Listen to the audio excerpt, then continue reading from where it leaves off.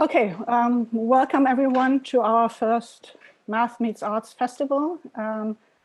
We are now very happy to have this event here as a virtual event. My name is Katrin Leschke. I'm a reader in mathematics at the University of Leicester, and I'm leading this Math Meets Arts Tiger team, which is supported by the Leicester Institute for Advanced Studies. And I'm very happy that the head of colleges of Science and Engineering and College of Social Science, Arts and Humanities have kindly agreed to give an introduction for today. So may I just hand over to Henrietta O'Connor first. Thanks, Katrin. Thanks very much for inviting me. My name is Henrietta O'Connor. I'm head of the College of Social Science, Arts and Humanities. I'm delighted to be asked to introduce this evening. When Katrin first asked me to do this, I panicked a bit because the word maths was mentioned. And I must admit, as a sociologist, like many people in my college, I'm sure not all, the connotations of the word maths strikes fear in my heart. So being asked to come to this evening gave me reason to reflect on why that scared me so much. Without wishing to turn this into a therapy session, it did make me want to trace that fear. And I thought back to primary school, and I remembered that we were forced in primary school to recite our times tables in front of the class and the head teacher every Thursday morning. And I know it makes me sound Victorian, but I think it was quite common practice probably in the 70s and 80s to teach like that. So the complete lack of creativity around the teaching of maths seems to me in retrospect if it was almost deliberately designed to put us off learning maths. So for me, this evening's introduction and the festival generally, the bringing together of maths and art, is a really welcome initiative. I think as an adult, I've realised the power and possibility that confidence with numbers can bring, and what a difference it makes when you're able to see the magic in numbers. I know in CASAR, we're working really closely with the School of Education to bring maths to life in primary schools. And I hope that interdisciplinary work, like the kind of work that's coming from this Tiger team that brings together so many different perspectives, can help to demystify numbers and make maths more enjoyable for everyone. When I see a project that has LIAS involved, I know it will be a success, no pressure, but that's generally the truth when LIAS are involved. And adding in the involvement of Attenborough Arts and the Phoenix makes the potential of this project huge. The vision for the project for me is really exciting, bringing creativity to the world of maths that I think has been missing in the past, and vice versa actually, to engage diverse audiences is such a welcome initiative. And I want to end just by wishing all of you luck with the project, and particularly with the festival this week. I know you've got a lot of quite exciting events lined up, so good luck. Thank you. Thank you. I'll take over. So I'm for those who don't know me, I'm Paul Monks. I'm the head of the College of Science and Engineering, the sort of the yang to the yin of the arts. I think I would reflect that actually much of science comes from trying to understand things like the beauty of nature. So actually much of maths has been stimulated in its deep roots by trying to explain the mysteries of nature, noticing there are things like symmetry that are out there in natural objects. So really, you know, there has been a strong link always between science and creativity. And I know we as a college are very enthusiastic about making sure that our scientists are well versed in the basics of good, theorem, hypothesis, etc. in science, but also understand that creativity is an important part of scientific thinking and scientific work. So, you know, we are introducing things like a creative computing course, which brings together computing and creativity. Because what we recognize is that one of the things that computing will not be able to replace is, in fact, creativity. Now, I first came across this project when Katrin came to my office with a 3D printed object. And one of the things I thought, that is really, really nice. And of course, what Katrin had done quite cleverly is come to my office to ask me for money. But actually kind of shown me by waving these 3D objects in front of me, these 3D printed objects in front of me, that actually what she was trying to do and engage art and science together to promote the understanding of maths, but also explore the ideas of creativity. So from a science and engineering perspective, I'm really, really happy to be opening this tonight and supporting the activity that's going on this week. You know, creativity, maths, and science, they shouldn't be separate. You know, we want to train the next generation of interdisciplinary scientists in a university, but we also want to reach out to the public and talk about the things that we do and just generally celebrate what's going on. I mean, I think it's really great this has been able to continue virtually, and I think that's an important thing. Recognizing that might drive inclusivity, which is a big theme of the work of the university. So thank you to the organisers for inviting me. What a wonderful week you've got ahead. It's great that we, Leicester as a civic university, will be reaching out and talking about what we do, but also linking with artists across the spectrum to bring that sort of thinking into the university as well. And I wish Katrin and all the organising committee a great week. I hope the virtual festival goes really well. And thank you for inviting me tonight. Thank you. Thank you, Paul and Henrietta. So it's a great pleasure for us to have this festival and show a little bit of our work as Math Meets Arts Tiger Team. So this group of people is both international and interdisciplinary. So we have mathematicians, of course, and artists, but we also have creative theorists, so from the computer science department, anthropologists, public engagement experts. We have the Attenborough Arts Center on board. The Phoenix is also supporting us.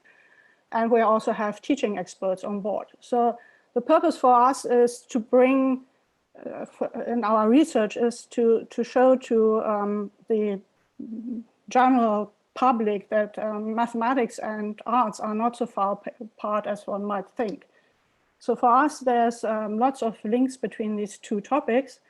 And we have been working very strongly to not just have an artist sort of use a result of a mathematician and then go off and do something, but rather work really hard together as both mathematicians, artists, and all other members of the team to, on one side, produce work which will sort of demonstrate mathematical ideas through arts, but also how mathematicians can use ideas and questions from arts to change their mathematical approaches. So this festival has 4 themes. So tomorrow we will investigate math and music, where we have 2 events. One is going to be a late lunchtime event at 1:15. The other one is starting sort of at the same time as today at 7:30. On Wednesday, we will look at the theme of math and dance, again, sort of the same times. And on Thursday, we will have the topic of math and creativity. So all our events are showcasing ongoing work. So this allows you as the audience to become part of our conversation between math and arts. Our topic for today is math and games. So for this, I would like to introduce the team. So if you could show your videos of us, the team.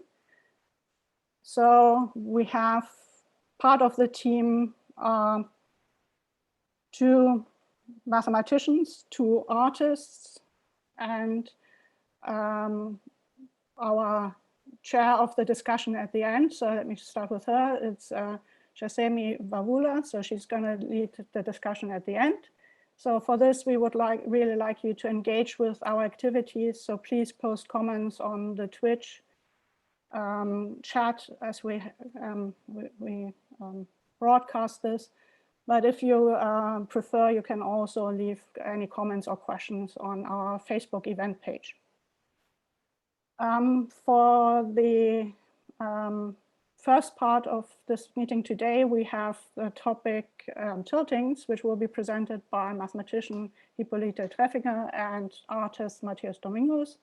And later on, Jenny Hibbert and I will sort of explain our math garden and show you around there. So with that, I hand over to Hippolyte and Matthias. Cool, thank you, Katrin. So yeah, our project is like a board game and a story and an essay and a few other bits. So we're going to try and show you kind of where we're up to, how you can play this board game that we've made. But first of all, I'm going to explain a few bits to kind of give it some context. So the game is built around the methods used by Hippolyte and his colleagues to kind of create alternative models of the same sets of information. That information is algebra, which can be defined as, it could be said as describing the position of points or vertices within a given space. Studying the different ways of modeling these algebras gives us the field of representation theory. So you could think of it a bit like the difference between a book and the film of the book. So something like Lord of the Rings, the book, and the Lord of the Rings, the film. It is in principle attempting to show the same thing, but there will be many additional pieces of information that we can infer by the difference. In our collaboration, we've explored some of the techniques related to quivers and outlined and writing quivers. The movement between these is a bit like the book to the film. It's hard to predict exactly how it will look, and yet after a few attempts, you can intuitively make some good assumptions sometimes. The idea of creativity, discovery, and imagination around this led us to this idea of creating a story that was about a society of exiled mathematicians who had held on to some of these mathematical ideas and used this process of moving between quivers to make decisions, trade, gamble, play, etc. In the story, as in real life, this process is called the knitting, or the knitting algorithm. Unlike our analogy of the film with the book, the additional information doesn't come from human decisions, but from the process of the algorithm. I also wanted to say something about the way language is used within maths. The terms used are very evocative, i.e. tame and wild, knitting, tilting, quiver. The poetic folds into the mathematic. There's a bleeding edge, and the words are used to express more than the name of the thing. And this story explores this, and with Hippolyto's accompanying essay, you can hopefully learn more about these words. It also gave us space to explore something wider about words, language, and the way that these are treated by society. The mathematicians in the story seem to have chosen to leave academia to escape a fascist state, or avoid advancing knowledge that will be used to create suffering. And yet in the society several generations later, they are rebuilding that knowledge as magical and religious. I'm going to read a short extract from the story now, which is a part when the protagonist, Carlo, is discovering the version of the knitting game, so how it's played in the society. And the society is called Tau. He kept the discovery a secret for the rest of his life. And so the story is set when he's an old man and he's decided to visit an old bar, and he's found some young mathematicians to tell the story to.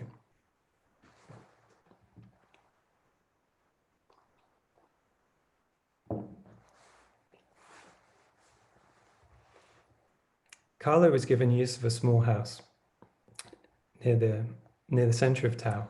He was told that this was the house of translation. It was a space in which the occupant could move from one space to another. It was an old building, and despite its centrality within the village, only 2 of the dotted stepping stone paths connected it. Therefore, it remained more private and secluded than he had expected. Carlo was of particular interest to the children. Some of them could not remember the last time an outsider had entered their world. At first, they would run scared as a dare through his rooms, but soon he was invited to go with them to the meadow. It was here that Carlo learned the game. The meadow was scored with the tracks of learning games. The boards or game spaces were large. One had to move physically between points. The game in some ways resembled baseball, players occupying bases and tracing vectors, albeit the diamond shrunk somewhat and no bats or balls, but often pebbles that were cast about, placed in piles. Closing in on Tau, Carlo had noticed a change in the stone cairns that resided along all trails that had been made by humans, seemingly irrespective of age or time since their last usage. The monuments had been rebuilt as diagrams, dismantled stacks that at first one might have attributed to wind or perhaps a curious boar. And Carlo saw again these diagrams in the placement of pebbles around the meadow. Elsewhere in Tau, they would draw in the dirt or make marks on the stone, but it seemed the placement of pebbles was reserved as the domain of the young. These were the words in the songs they would sing. They had laughed at Carlo when he tried to place the stones himself. Instead, they let him join the first drawing games. These were conducted on the bank of the stream, gurgling from the cave next to the meadow. Old Carlo, half drunk, paused for a moment, looking into the faces of those gathered around him. He tried to draw the things of which he was speaking. A napkin was slowly filling with marks. They were listening to him for now. This version of the game was the basis of much activity in Tao. Trade and bartering were conducted in this way. Poems were written and names were given. The basic forms were known by all and made a performative space.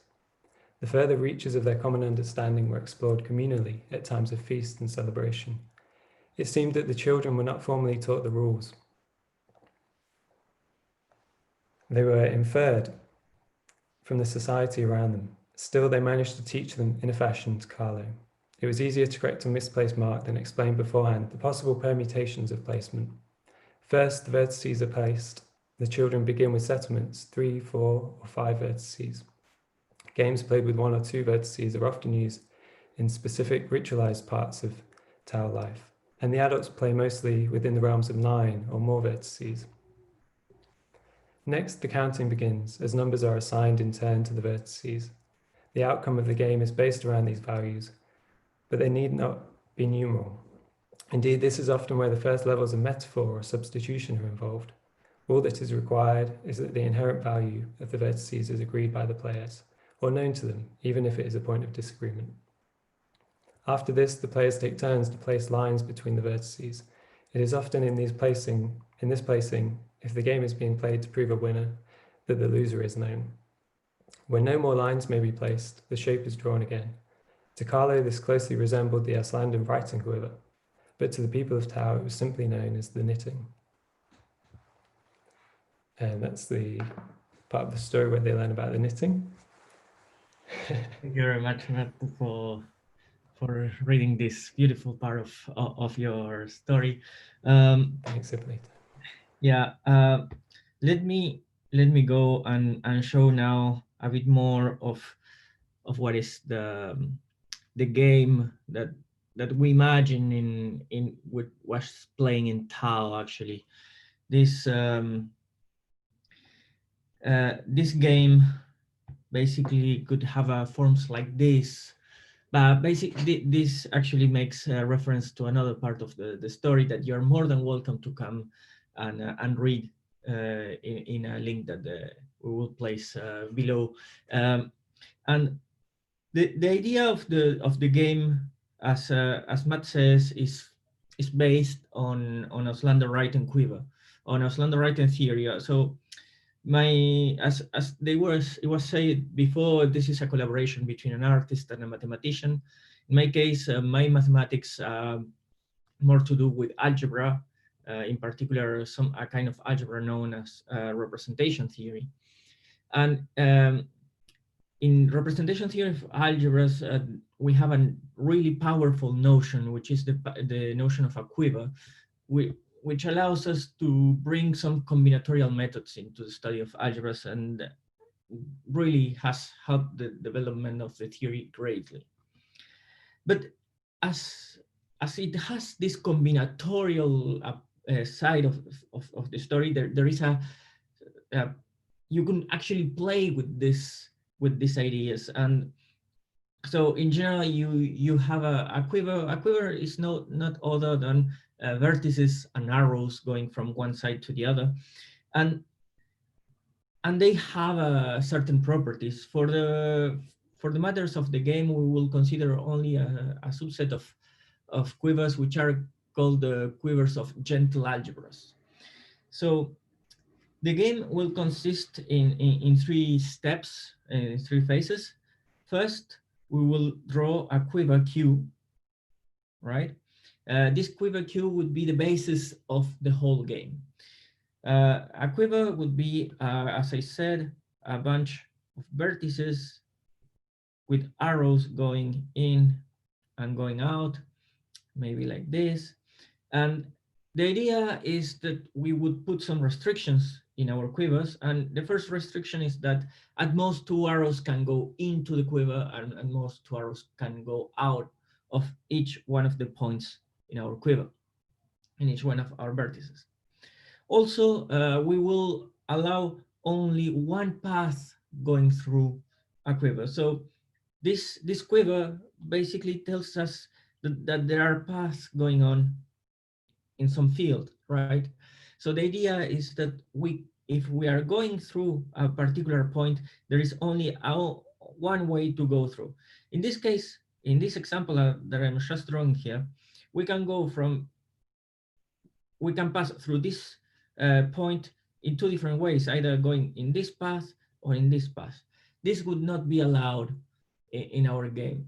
So in general, we will say that some paths are forbidden, or that we are adding some relation, which is the technical term somehow, and we will actually name this by denote this by putting some dotted arrow that actually let me do it with color.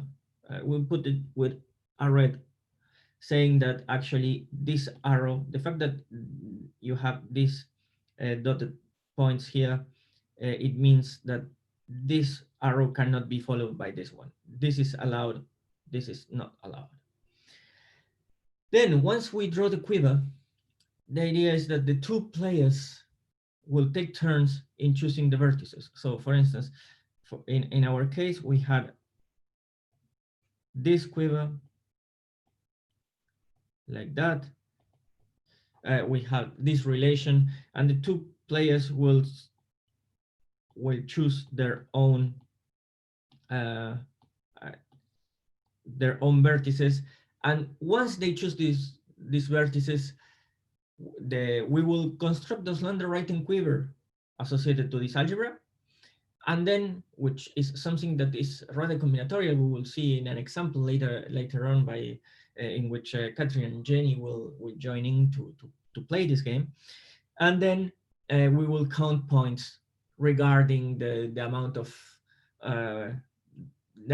times that each vertex appear in the resulting slender right-hand quiver, right? So, for instance, we have a couple of examples of some games that we have been playing with Matt. As you could see, we have a quiver which is quite simple. So you have arrows going in, 3 arrows going into the right. So the quiver has only 4 vertices. And in here you can see that there are these points saying that you are not allowed to go from 1 to 3. This is the slender right-hand quiver that is resulting for this algebra, and these are the final scores. And you could see Matt actually beat me. And in here we have a nice tie, and it comes from a really similar quiver, right? So the shape of the quiver is exactly the same. So we have, once again, 4 vertices. The difference between this example and this example is that in here, both this and that are paths which are not allowed. These are choices that we do before we construct the slender right-hand quiver, and this will allow us to count the points. And then, so to be more specific, in here you had a way to go from 2 to 4. In here, given that you have these dotted arrows, this dotted line here, it tells you that you cannot go from 2 to 4, and therefore the slender right-hand quiver, as you see, is smaller. There are less elements in the slender right-hand quiver, and as a consequence, there are less points to be shared. And in this case, we arrive to a nice draw. So now let me call Jenny and Catherine if you want to join to play a small game of knitting. So Okay, so we are waiting instructions. so I see you Yes. both. So the first thing that is that between the two of you, you need to build your quiver. Okay, so as I said, you can choose if you want starting to give an arrow, any arrow between the 4 vertices that you could see in the top left corner of this image. Are we allowed to put them from any number to any number? From any number to any number. Okay. Yeah. 2 to 3. 2 to 3, all right. Can I do 1 to 4? You can do 1 to 4 without any problem. Jenny? Oh, am I carrying on? 4 to 3. 4 to 3. Okay. Now, now what happens? So this is equivalent for the moment. This is equivalent to doing 1 to 4, right? That comes from 3. That comes no. Sorry. This goes to 3 and goes to 2, right? Now the problem is we in the rules that we imposed, we don't want anything to be close. So any other arrow, so we cannot continue putting arrows here because any other arrow that you would like to put would create a triangle, right? So there are no parallel arrows. We don't allow parallel arrows either. And any other arrow that, no, instead, actually, if you want, you could put 1 to 2 or 2 to 1. If Okay, I put 2 to 1. you put 2 to 1, right? 2 to 1. And now, so you have this as well. So we will put it in a nicer way. So it's 1, 2, 4, and 3, right? So we switch this around. 2 to 1, this goes to 4. Then we have that 4 goes to 3 and 2 goes to 3.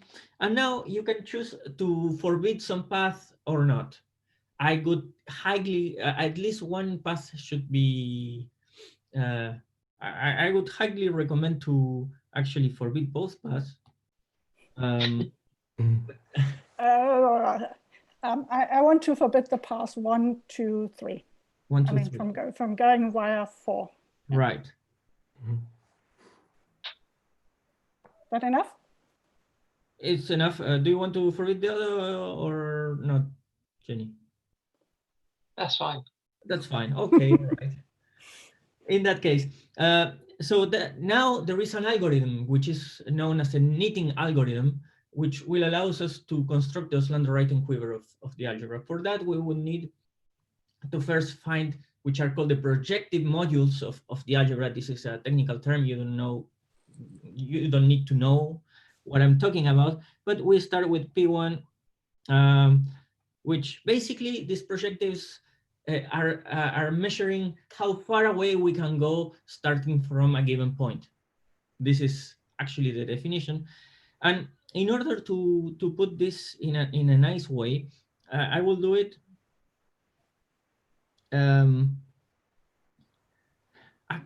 Actually, if you don't mind, to simplify things, I would forbid the other because.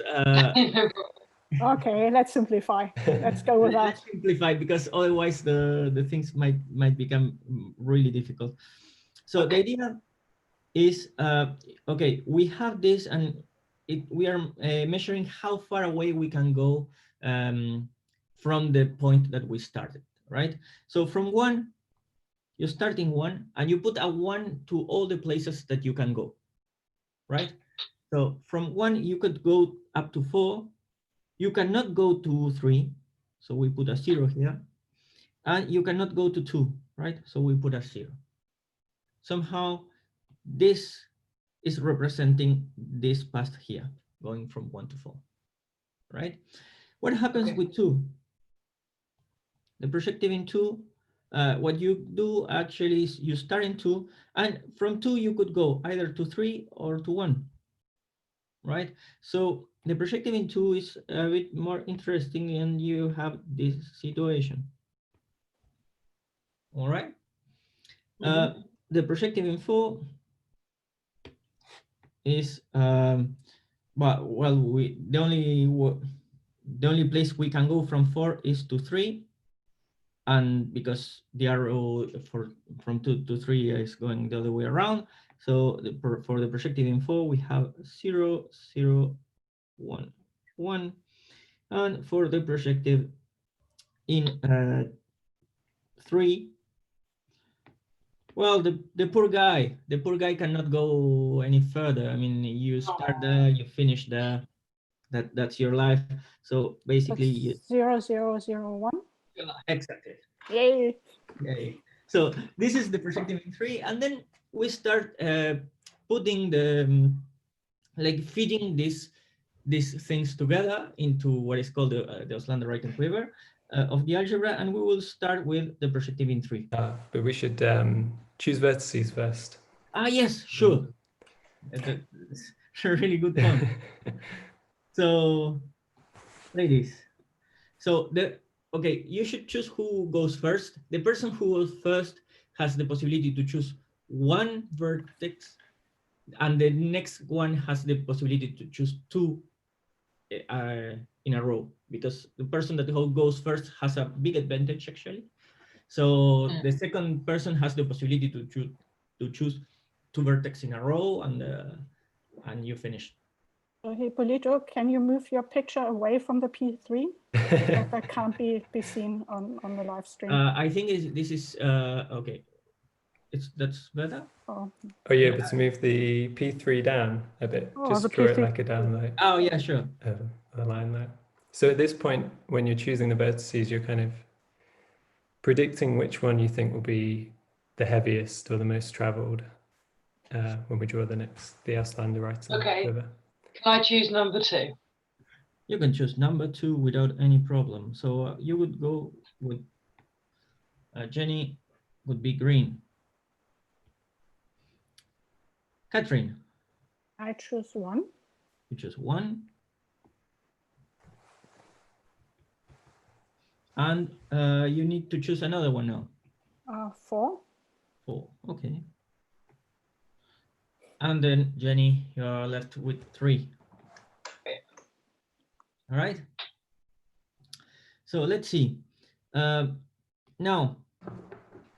we try to put this together nicely, right? We start with the perspective in 3, which is known as a simple projective, and this actually, the idea is we will put an arrow going from the perspective in 3 to all the maximal, to all the other projectives in which it is a maximal path somehow, right? So for instance, the 3, so if you look at 4, you have that staying in 3 is a maximal path inside the path going from 4 to 3, right?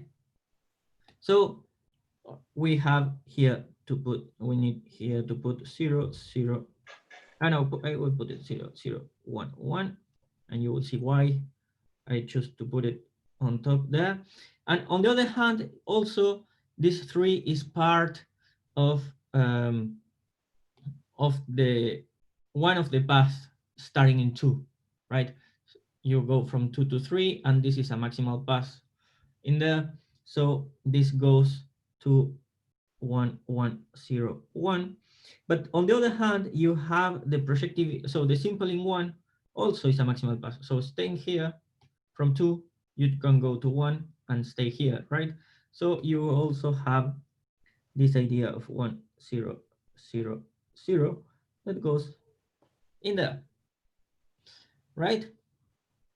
And now we start knitting. The idea of the knitting process is to balance out all the equations that we will be getting along the lines. So in this case, you have 2 arrows going out from this guy. So the idea is to form a square, a diamond here. And because we are getting a diamond, you need to have that the sum of these 2 should be the sum of these 2 as well, right? Place by place. So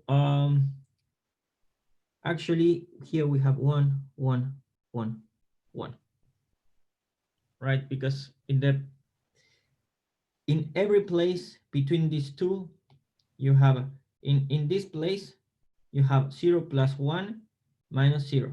So this is a 1, right? This is 1 plus 0 minus 1. This is a 1. Here you have 1 plus 1, 1 plus 1 minus 1. This is a 1, and this is this guy is 1 plus 0 minus 0. Okay.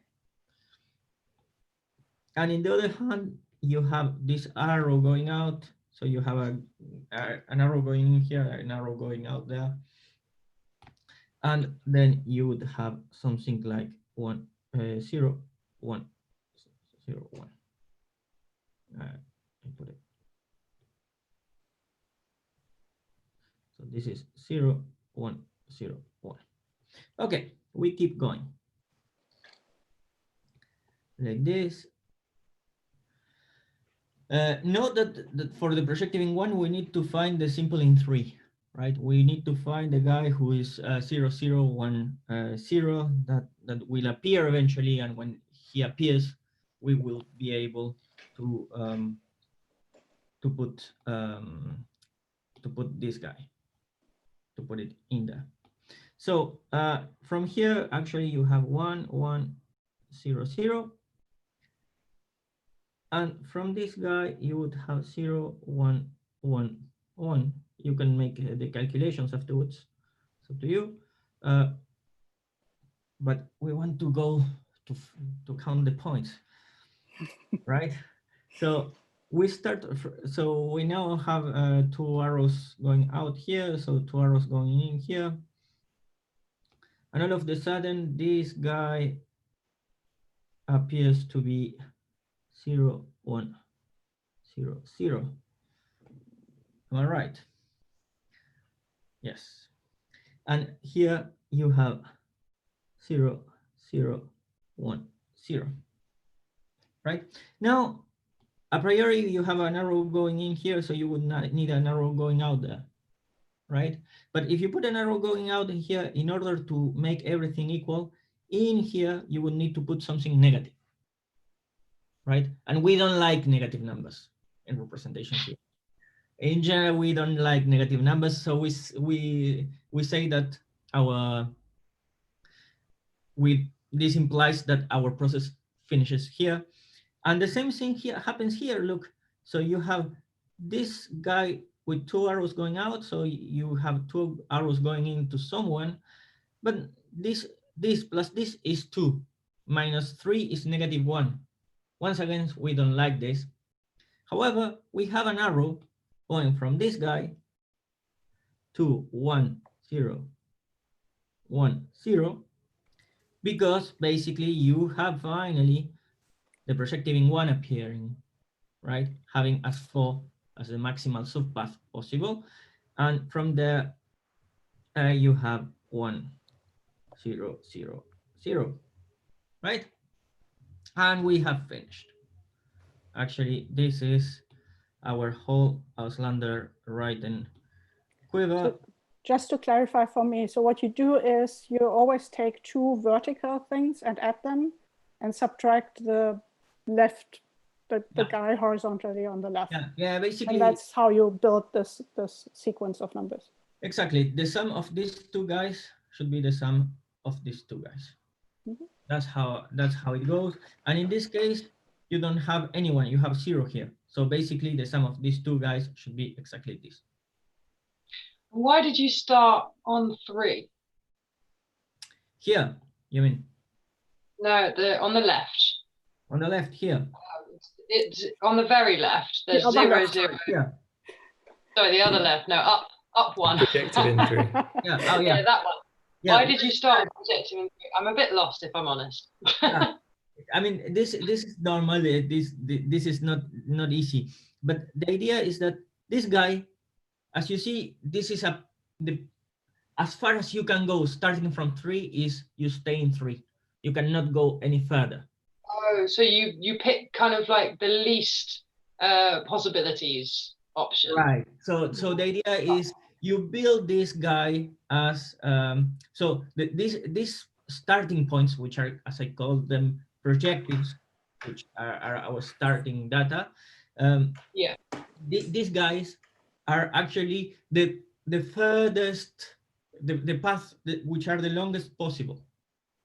Okay, and then if the longest possible path that you could go is you stay put in the place you were, then this implies that your projective is really small. right? And then you start building from there. It's like you go backwards, right? So this guy, for instance, right, the projective info. So you are like building your path backwards. So you were in 3, then you go to 4, 3, right? Oh, so you've inverted it. Yeah. Interesting. Yeah, because I was wondering why 4 was like why 3 was going to 4, whereas on the original diagram the 4 was going to 3. So Yeah. And Okay. another interesting thing that I want you to look at is that this guy 1 0 0 0 appeared one side here, the other extreme. I mean, this is exactly the same guy. And actually this implies that for this Auslander right quiver, this is somehow has the shape of a cylinder. So you should glue it together, this guy should be glued with this. I want to know whether I've won or lost. Yeah, who We go won? for that now. Okay, so we're gonna count points. So Jenny, we start with the we start in order. The simple in 1. So the simple in 1 is the top left corner, right? So in the top left corner we have this guy, we have this guy, we have this guy. It appears here as well, and it appears here as well, but as I told you, this is the same of this, so it counts only once. So for Catherine, you have 4 points coming from the simple in 1. I think you missed There's one. one more. One at the bottom on the right. On the right, Sure, yeah, the the projected bottom one. Yes. So you have 5, yeah. Yay. Hey. Let's see how many Jenny has. So Jenny, Yeah. we go for the projecting. So the simple in 2 is the top right corner, and it appears here, here, here, here, here, and here. This is actually not bad. So this is 6. Now the projective in 3. So the simple in 3 is the top, is the bottom right corner, which is this guy, this guy, this guy, this guy.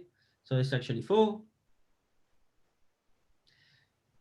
And for the project, for the simple info, is the top, is the bottom left corner, which is this guy, this guy. Oops. No, it's the left one. Wait, that's the right bottom right, isn't that 3? Yeah, that's unfortunately still Jenny's, I think. Yeah, There's still so this is 6 for you, Jenny, actually. Yeah. So it's 6 Right. plus 6. And so for you is the left. So this guy, this guy, this guy, this guy, and this guy. That makes a total of 5 as well. Oh, it was so close. Well, this is 12, and we said that Jenny wins. Yay, woo! I don't really understand how and what I won, but I like that I won. It's really funny No, when we've been yeah. when we've been practicing these games as well, like you see how yours is made like kind of like 2 rectangles joined together. When we've been playing and the way these things come out, Hippolyta always gets really excited about these things. He's like, So yeah, actually there have been people doing PhDs trying to understand why you have these rectangles, and so some people have called this kind of shapes associated to a vertex hammocks, actually, because in these cases for this kind of algebras, you start from a point, you finish in a point, and you could feel like it's like hanging from this vertex to this vertex, and you could think that you're in Brazil in the beach and studying us on the writing quizzes, right? So yeah, so this is the hammock, for instance, for the simple in 2.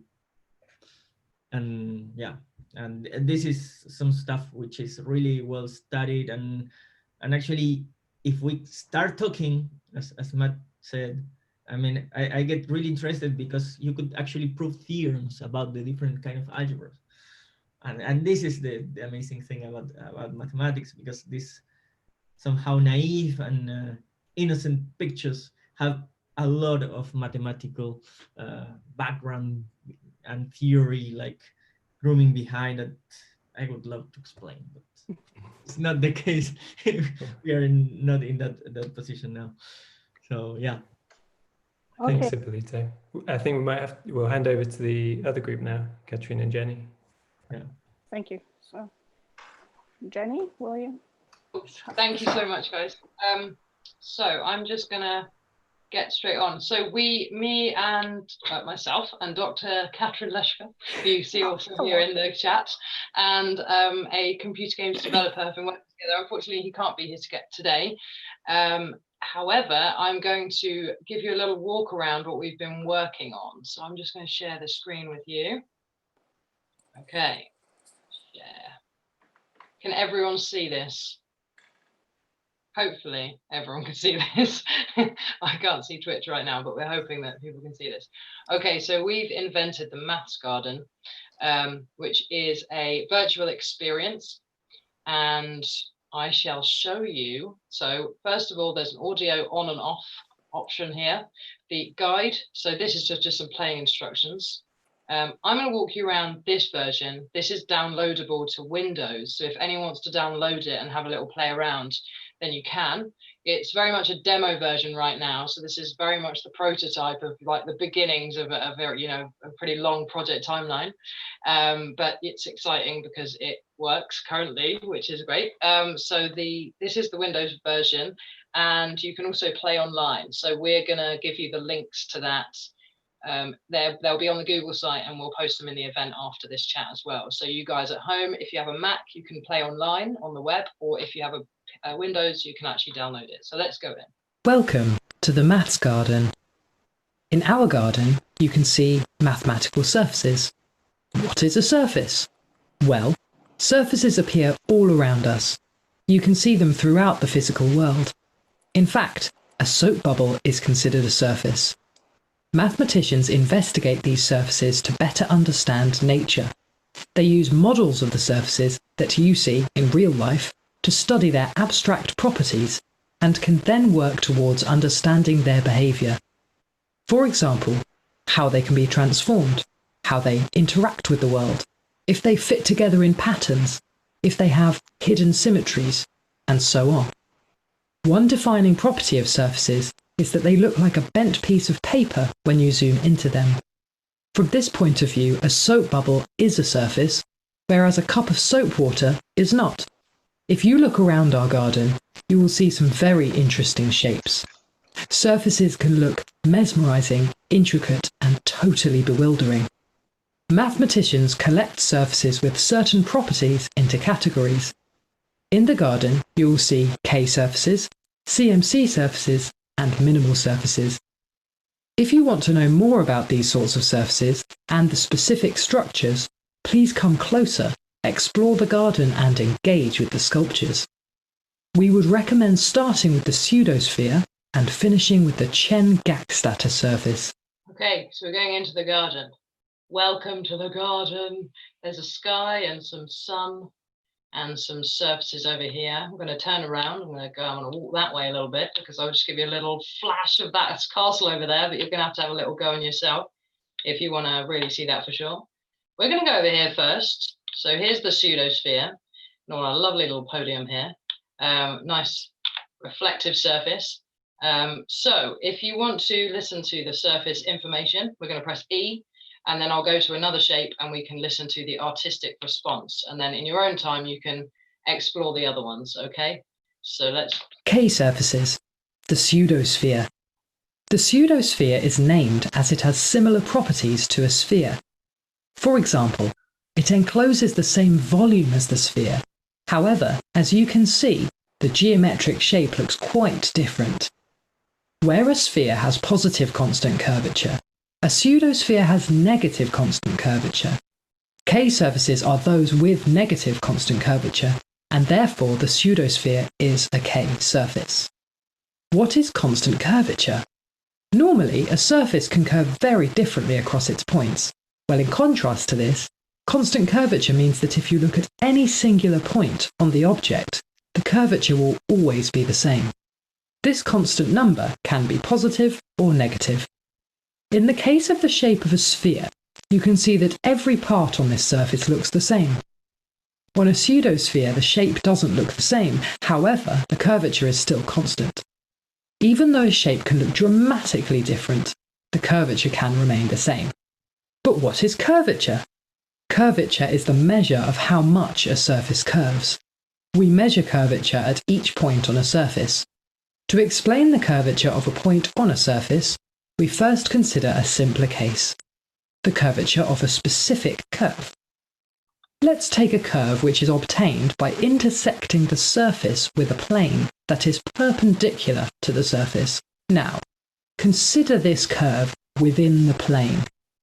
In the plane, there are lines perpendicular to the curve at each point along the curve. The rate of change of those lines will determine how curvy the curve is. This rate of change can be quantified, and this number is the curvature. Now we have the curvature of a curve. How do we find the curvature of a surface? Well, we take the average of curvatures of all curves through this chosen point. Looking at all of these curves, there will eventually be a minimum and a maximum curvature. These are important. These are called the principal curvatures.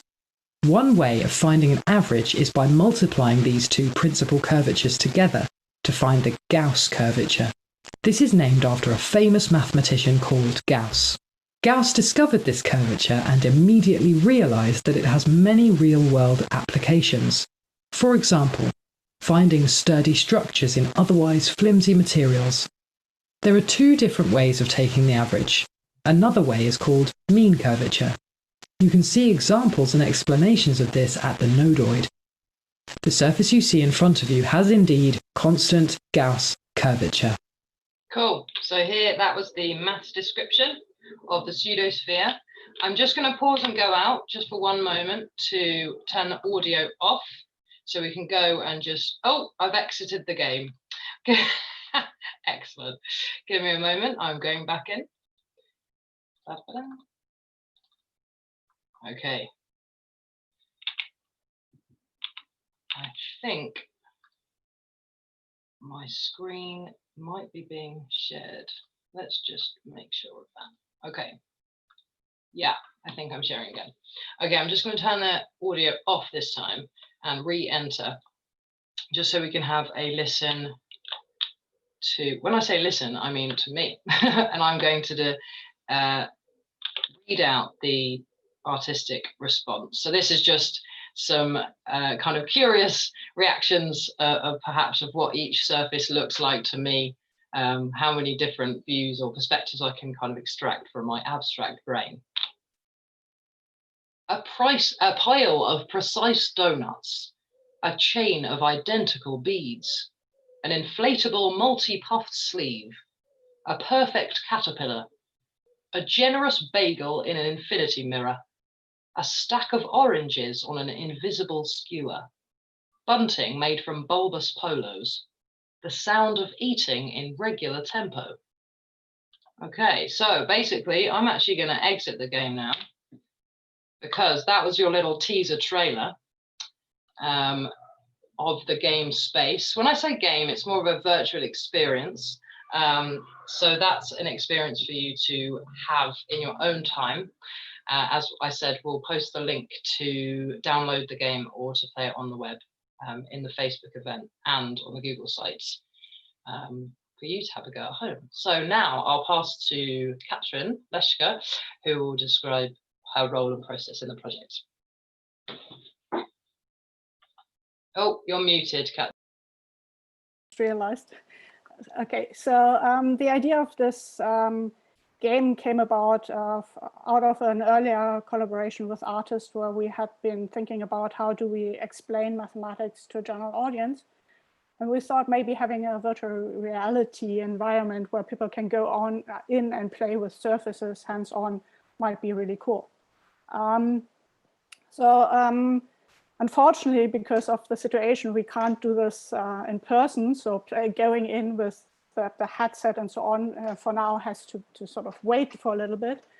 But we as a team sort of were working together in how this virtual garden should look like, this game we are aiming for, and what are the things we are expecting a visitor to be able to do in this. So we always were sure we wanted to have mathematical explanations, but as well having some fun reactions of artists and having the opportunity to play around with the objects. So as you can see, we are not quite there yet. So eventually, of course, we also want you to be able to grab the surfaces if you're inside of a virtual reality, but that's of course harder to do on the web.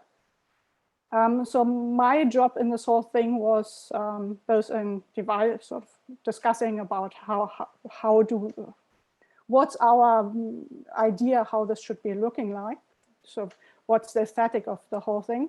And then, of course, I was responsible in creating the mathematical shapes. So I did do the 3D models, and then with the help of our developer, made them into sort of objects which can be displayed in mathematical game, which is actually sort of an extra step to what I would need to show you a 3D model on my computer. So moving it from the what I do on my computer into the math garden was way more challenging than I thought it would be. So that was one part of my job. The other part, of course, was sort of starting to write the mathematical texts we display and sort of trying to find good surfaces to use and good explanations which might be of interest to an audience.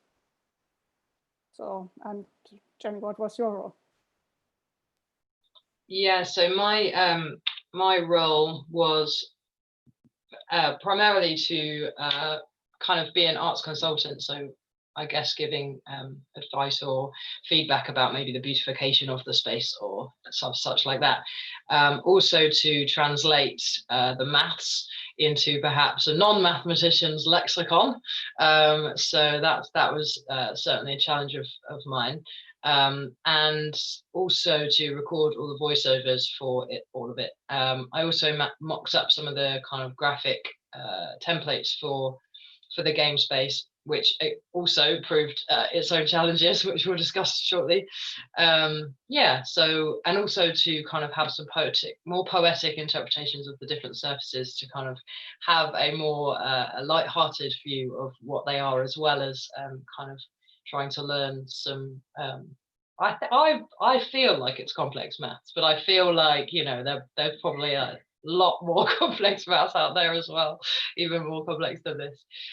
So yeah, they were my my roles. And then perhaps we can now discuss challenges, because we definitely came across quite a few of those. Go ahead, Katrin.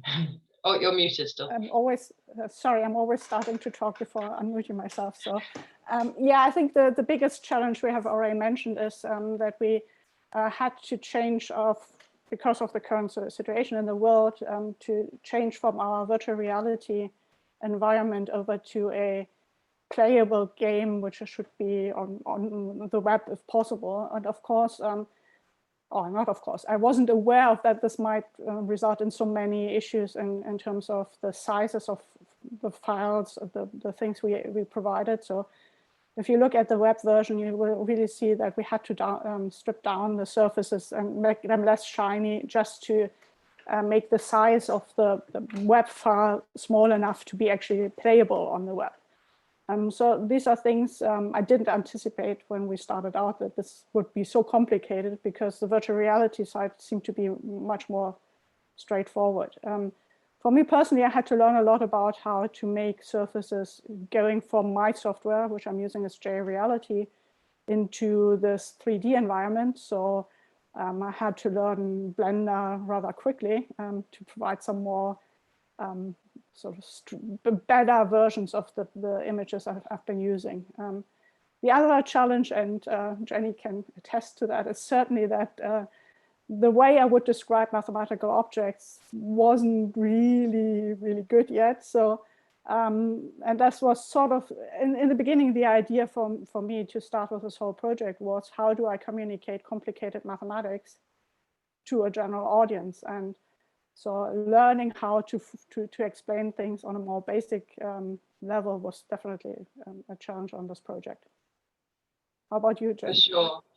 Yeah, absolutely. I think my primary challenge was actually getting my head around some of the mathematical concepts behind the shapes and the structures, and actually understanding like it well enough to be able to translate it. That was certainly a huge challenge of mine, and it was really cool actually. Over the course of working together, I feel like I started to kind of perhaps understand things slightly quicker. And Katrin, it felt like your explanations were actually becoming a little bit simpler than before, which was quite a good challenge, quite a good process between us, I guess. That we both kind of slowly moved, to a better compromise zone, I guess. So that was really cool. And yeah, I suppose the very tight deadlines of having to change into a virtual space that wasn't virtual reality, because our developer would have just been able to host the virtual reality space off of his computer, whereas for this, obviously he's had to kind of fast track a lot of work into not much time at all. And it's the kind of project where you'd want a team of people working for a few months, and he's been working on it on his own. So it's amazing that he's done it. Or we've got this prototype in place. Yeah, and a few other things. So when I did the graphic templates, when I sent them over, I didn't realize each time he would have to put them into the game space, it wouldn't just be a simple case of him just copying the kind of proportionate template or document that I've made. He would have to copy out every single element and put them in separately, which means that obviously in the space itself, some of them are a bit squished or a bit stretched, or it's really difficult to keep it in proportion. So yeah, I learned a lot about, I suppose, understanding the sheer complexity and time needed to even begin to make something like this from scratch. So for example, I found out that you can't just edit text in this program. You have to have a new text block for if you just want to have a piece of bold text, you have a new text block. If you want italic, new text block. So it's a case of, I think next time I'll be making lots of images rather than blocks of text, for example. Yeah, and other than that, really, it was just like making sure I had the quiet space to record and things like that. And I guess working from a distance was, it definitely, we got used to it, but it's quite different from being able to just meet up, put your heads together, get loads done in the space, and having to kind of like communicate from a distance just meant like really long email threads. But we got used to that. And then yeah, I guess in the future, I'm really excited to see kind of it going into a virtual reality space where, whenever that might be, however long in the future, to actually be able to go into, put a headset on and actually go up to these kind of really intriguing shapes and pull them and make them huge and small. And hopefully that will happen one day. So, being a really engaging and interesting participatory experience. But yeah, so I guess I've learned a lot.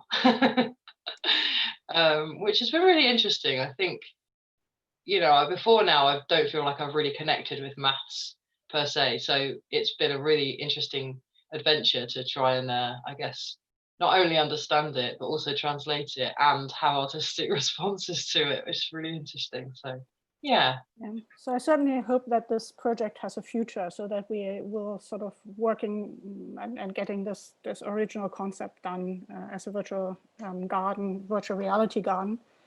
And I think what I hope for is that we can sort of get students from both mathematics and informatics, creative computing, to join on the project, and that they're sort of doing this for what they learn in their degrees. So maybe they can help also in providing the surfaces for the garden. And of course, eventually, I don't want to be just a surface garden. So eventually, I would hope that there's also other mathematics in there. And if I'm really ambitious, I would also hope that it's becoming a science garden eventually, so that we have other sciences also all having sort of parts in the garden where you can go in and play around with whatever other objects people are having and want to show around. So I think we really I think we have, in this version, we have shown that this is a nice approach and this can be done. So I hope we make it we continue on this path in the future. So maybe I hand over to Yasemi for the final discussion Q&A. Yes, thank you, Katrin, and thank you all, Jenny, Mateus, Katrin, and Hippolyta for presenting two very fun games and sharing your experiences with us. We've got 10 minutes scheduled for questions, and we've got a few questions already coming up on the Twitch chat. The first one was about the tilting game. We want to know, Mateus and Hippolyta, if there is a winning strategy, mathematically speaking. I think I should go for the answer here. I think one can figure out, I mean, it's not immediate. This for the quivers that we had, so we needed to restrict ourselves to a really particular family of quivers, which actually can be drawn. So each quiver has its Auslander writing quiver. This is deep theory, but the quivers that have a finite and manageable Auslander writing quiver are those that we choose. And for this, there is a lot of theory that has been shown. As I said, there is these hammocks, and actually, if you look, it depended in if you had a hammock, if there were arrows going in and out, or what happens when you are with two arrows going in or two arrows going out. This kind of things can be figured out.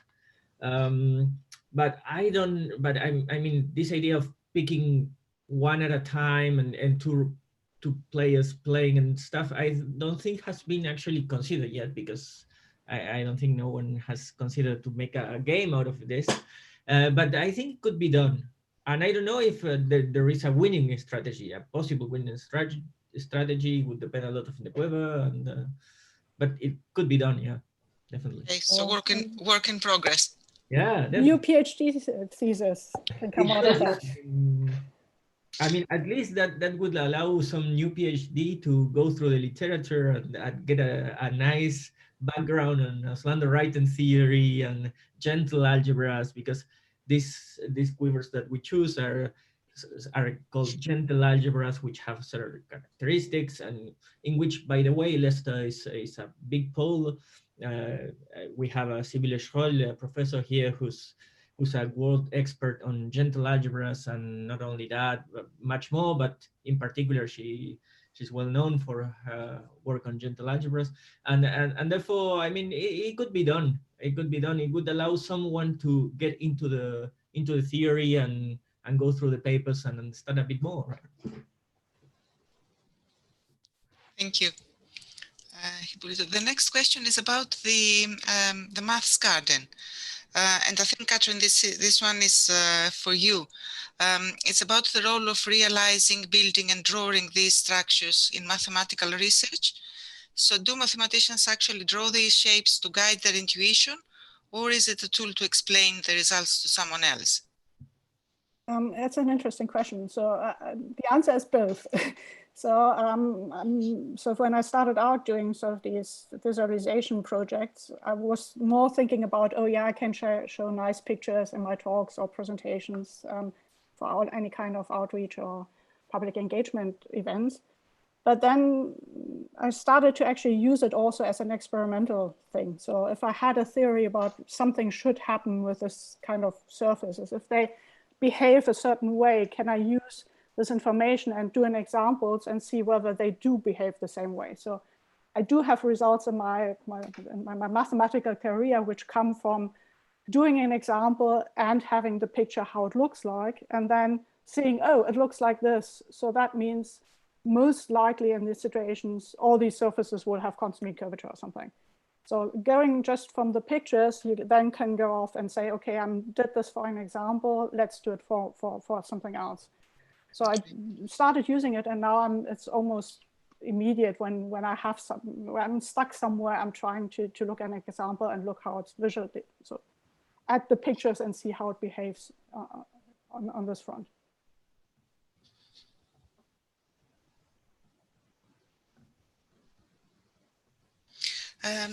Sorry, I'm just checking the Twitch chat, which is still going. Another question I can see here, is there a way of estimating the number of possible minimal surfaces? Okay, no, it's sort of a difficult question. So if you just say minimal surfaces, so minimal surface is soap film. It's essentially a soap film. So if you just look at that, there are too many of those things in the first place. So you need to make more assumptions saying, oh yeah, I don't want them to cross each other, and I don't want them. You put some restrictions to them, and then you would sort of ask yourself, well, what can I give characteristics for that? So we do have a certain understanding of what are the characteristics of some surfaces. But as we will say later in the week, there are still sort of very simple questions where sort of saying, oh, how many ends you have, so how often do you go out to infinity? We still don't know the answer to that. So we don't know all minimal surfaces, and we can't give them a concrete number. They are just giving sort of a nice mathematical frames. Can I ask one question, all four of you? Actually, if you could tell us a little bit about the educational value of the experience of working together and designing the games in terms of what you learned from each other. And Catherine and Jenny, you told us a little bit about this already, but I would really like to hear from Hippolyto and Mateus as well, but also about potential educational value of the games themselves. So are you planning to use Tilting to teach about representation theory, or the Maths Garden to teach about surfaces? I think it's really interesting as soon as we start making these games, is just making a space where you can play begins to make learning a lot easier or possible, because when like me and Hippolyta were first discussing these things, yeah, it felt like completely alien and I had no idea. But as soon as we start finding this place where we can play with it, it's something like we can manipulate, and I guess there are rules, and it gives you the opportunity to break those rules and kind of go back and forth. It yeah, it definitely opens up the possibility to learn about it in yeah, in a deeper and more accessible way than I was able to do reading or watching YouTube talks. Yeah, I mean, coming up from basically my experience was similar as Catherine's, right? I mean, when you speak with someone that does not know, so because, okay, when you do mathematical research, there is a certain level of abstraction that you get for granted, right? I mean, I have been studying mathematics for more than 10 years now, and then you gain a bit of more of abstraction each step, each year, and all of a sudden you are out there and you really need to come back, right, and try to speak with the people around you.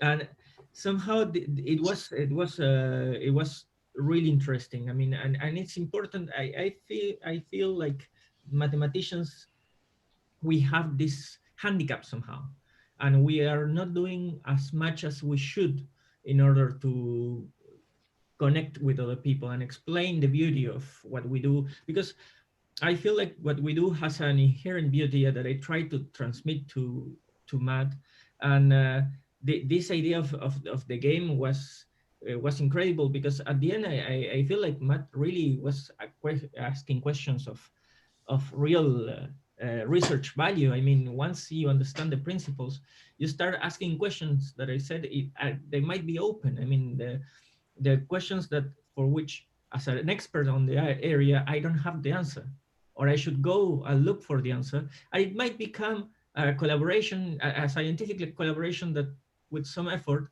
can become a paper. And this is quite incredible, and I think this is of much value, and definitely I would try to approach this. For instance, if I would have eventually a PhD student is studying tilting theory or slender theory, I would definitely give some games to play in order to introduce the subject. Yeah, so maybe I can add a little bit to this. So we as part of the Tiger team, we already had sort of an event, student conference, where we were meeting with students to explore how much they learn from this communication with artists. So we basically set them a task for students in mathematics to explain some topic in mathematics to our artists and find an artistic object they wanted to make out of this.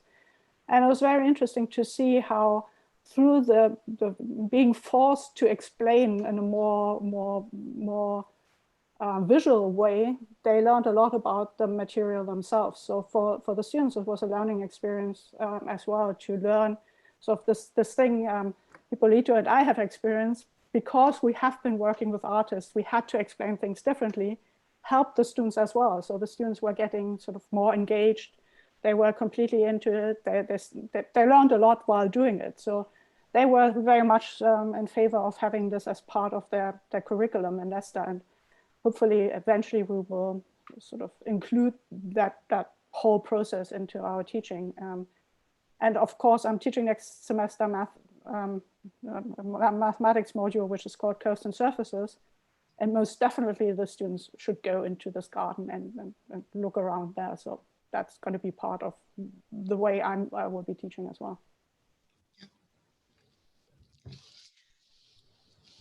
Thank you. Yeah, I think when you cross a lot of different disciplines, you can really learn a lot more about the discipline that you're coming from. It's like adding more perspectives and more visions and eyes to everything that you're doing. It can really be powerful.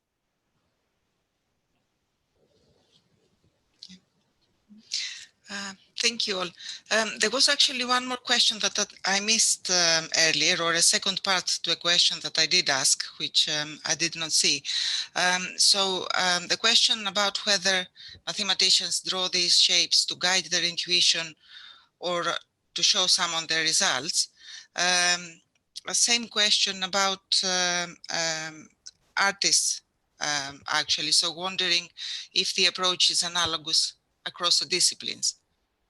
So can we have your perspectives also on this, Jenny and Mateus? What do you mean by that? So would you, these representations, were these a result of, do they show your thinking, or do they help you to think? Do you mean like the surfaces in the Yeah. virtual experience? Yeah. Well, seeing as they weren't created by me, then I guess they helped me to think, because yeah, I'm definitely a visual learner, and that's probably why I'm an artist. And seeing the shapes, and then also hearing and reading and translating Katrin's explanations, I think it was a really important part to see them, for sure. I think I would have struggled really a lot to understand what Katrin was saying if I hadn't been able to see them. So, and what about the process of, producing your own interpretation of these? So that was a case of I stared at the shape for long enough just for my brain to kind of, churn out idea after idea. It was quite fun, actually. It was basically like a very patchwork story, I guess. What about you, Matheus? Yeah, like so I guess the story bit is where we were kind of playing with the language of maths, and that was kind of came out of Hippolyto describing what he was doing, and at that surface level, me not understanding really anything apart from these old words that meant these other things. And I mean, we spoke quite a bit about like the author Borges, and kind of these fantastical stories that he creates that are somehow able to explain or convey really difficult concepts like infinity or different types of infinity through using like myths and storytelling. So yeah, that was kind of, it's like we needed to create that story and language so that we could have this conversation. And yeah, I guess that's like the best bit about lots of collaboration is just find that space where you can connect. Interesting. Thank you. One final question from me. What's next for Tilting and for the Maths Garden?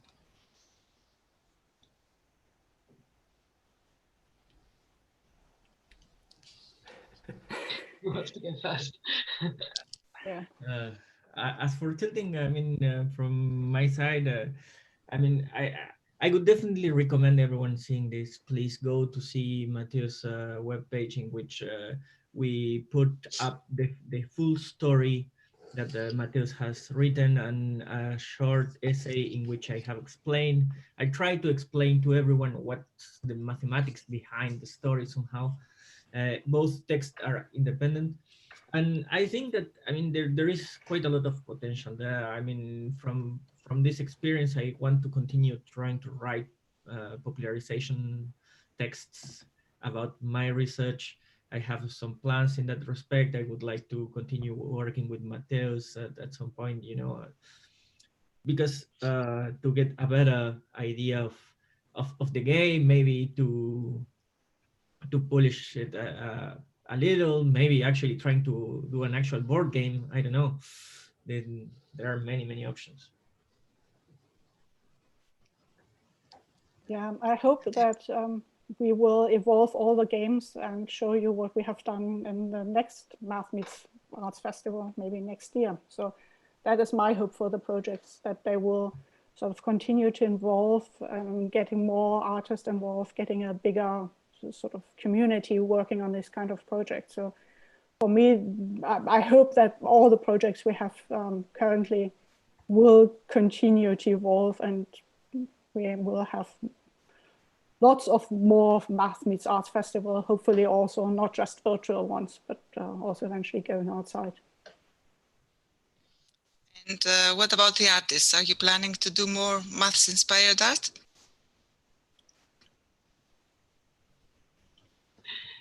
Yeah, I look forward to continuing the project, especially because I think we went into it imagining it was going to be a virtual reality space. So I'm so excited with the possibilities and the prospects of what that will look like. So yeah, it's really interesting. And yeah, any excuse to kind of work with Hippolyta again is Oh, yeah. Oh, that's lovely. That's great.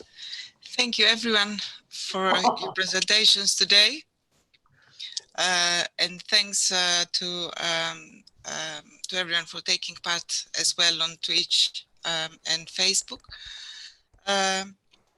The festival, as Katrin said at the beginning, continues tomorrow with a day dedicated to maths and music.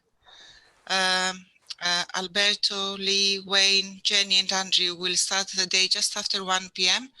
with chapter 0. And then there are 2 more events following in the evening, the Sounds of Soap films and the Sounds of Surface. Visit the project website to book tickets for these, free tickets for these and all the other festival events. And while you're there, also don't forget to give us your feedback. Have a good evening, everyone. thank you. Bye. Thank you. Thank you very much.